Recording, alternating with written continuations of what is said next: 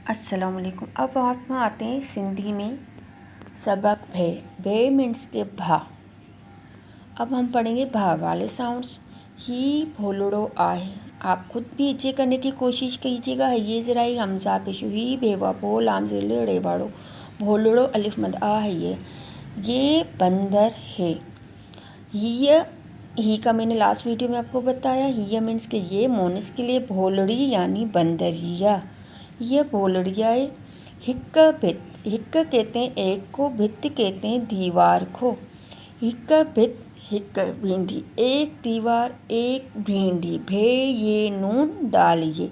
उर्दू में हम बस ऐसे करते हैं कि सिंधी वाला भे हटा के और हम क्या करते हैं उर्दू ये और डाल लगाते हैं। ठीक है, इसमें सिर्फ ये दो वर्ड्स हमारे चेंज होते हैं और ये के नुक्ते ख़त्म हो जाते हैं। नए वर्ड्स पढ़ो और लिखो। पढ़ें और लिख के भाव। भाव मीन्स के भाई। भल्लो। भल्लो मीन्स के अच्छा। भित दीवार। भत कहते हैं पके हुए चावल को। जब चावल हम बनाते हैं तो उस पके हुए चावल को कहते हैं सिंधी में भत। भे ज़बर भत ते पिश तो भत, पके हुए चावल। भैर। भैर। भैर कहते हैं जो ज़्यादा लोग जमा हो जाते हैं उसको। भूत यानी कि भूत, लेकिन उर्दू में लिखने का तरीका उसका अलग होता है।